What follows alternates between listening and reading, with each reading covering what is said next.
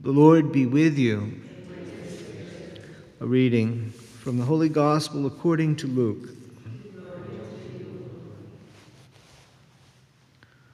On a Sabbath, Jesus went to dine at the home of one of the leading Pharisees. He said to the host who invited him, "When you hold a lunch or a dinner, do not invite your friends or your brothers or sisters or your relatives or your wealthy neighbors, in case they might invite you back and you have repayment. Rather, when you hold a banquet, invite the poor, the crippled, the lame, the blind. Blessed indeed will you be because of their inability to repay you, for you will be repaid at the resurrection of the righteous." The Gospel of the Lord.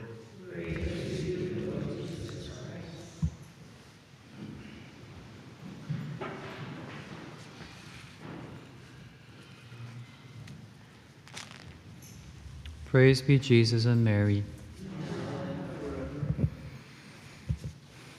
St. Paul, writing to the Romans, we heard this in the first letter, the first reading, says, he's citing the Old Testament when he says, "For who has known the mind of the Lord? Or who has been his counselor? Or who has given him anything that he may be repaid? How inscrutable are his judgments, and how unsearchable his ways. Oh, the depth of the riches and wisdom and knowledge of God." How important it is for us to recognize and to acknowledge, this is a key element of our faith, it's one of the attributes of God, his infinite wisdom. God is infinitely wise, and he knows all things. This should be evident. But the trouble is that very often man ends up questioning God, questioning what he allows. So instead of recognizing his divine wisdom in permitting things in our lives and submitting ourselves to his judgment, we end up questioning, why this, why that, why did God permit this?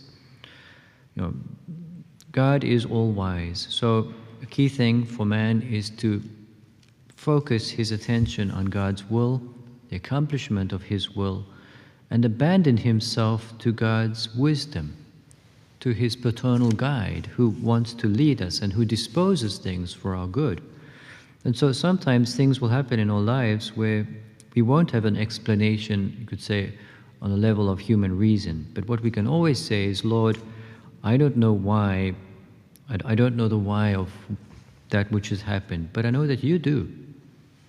You know the good that can be brought out of this and the good that you know how to bring out of this. And so for me, it's sufficient that you know why, even if I don't." So that's like a child that just entrusts itself to its parents. It trusts in their wisdom, in their ability to guide things, and not in its own. This is the attitude that we need to have toward God. Entrust ourselves to his wisdom, to his providence, to his paternal guide, doing our part at the same time to exercise ourselves in true prudence, let ourselves be enlightened by divine wisdom so that our choices may be upright and according to his will. But beyond that, in the things that happen that are against what we have chosen and what we expected, abandon ourselves to his divine providence, knowing that he is all-wise and makes all things work to our good, or to the good of those who love him.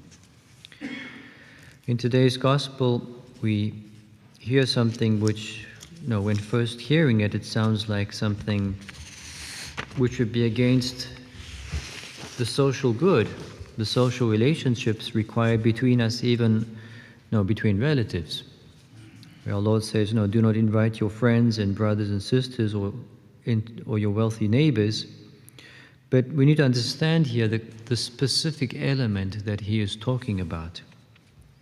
In fact, he's not telling us not to invite this category of relatives or friends, but to not invite them for the return that they might give us. In other words, that's the last part of the phrase is the part to be underlined. In other words, doing things for others with the hope of return. There's a defect here in the purity of intention. I'm doing something with the hope of a return from them, which is opposed to doing things in a selfless, disinterested manner, or better, doing them for pure love of God, with the hope of reward from Him alone. And that's why it's much easier to do this if you're doing it, for the crippled, for the blind, for the poor, because it's just evident that they cannot give you a return on a material human level. So, talking here about a shift from reciprocal to selfless giving. The shift from seeking earthly, worldly rewards to seeking spiritual ones. So it's a challenge to examine our motives, how often we can do things with this secret desire of receiving a return, whereas true love of God acts for pure love of Him. Lord, I do this just to please You. This is a key thing we need to be aware of and be vigilant on in our Christian lives. The purity of our intention, acting just for love of God. And as I already said, it's so much easier to do that and to guarantee this purity if we are acting towards someone or doing good to someone who evidently cannot repay us. Well, the risk is a lot less that we have this secret desire to receive a return, which would, just make us lose the reward.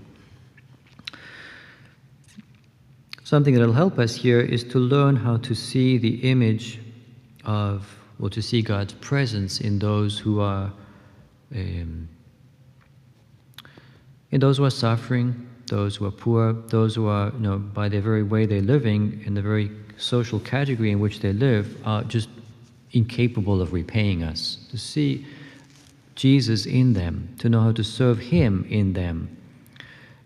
So in this way we will fulfill not only a duty of charity, but also guarantee this purity of intention. Let us ask our Blessed Mother for this grace, to be vigilant, to imitate her purity of intention. She always acted for pure love of God and never in any self-seeking way. She never sought her own advantage in things she did. She always sought only to please God and to love Him. And let us imitate her in this. We can also look to today's saint, Saint Martin de Porrese. Saint unique. He was the first person of mixed race, so to speak, to be canonized in the Americas. The son of a Spanish father and an African American, and lived a life of such great humility and gave a wonderful example of this selflessness in serving the poor and the needy, even founding a hospital to do that, and going as far as making available his own bed for curing the sick and the needy. Let us learn from his great humility, his great love of God, his selfless charity. Praise be Jesus and Mary.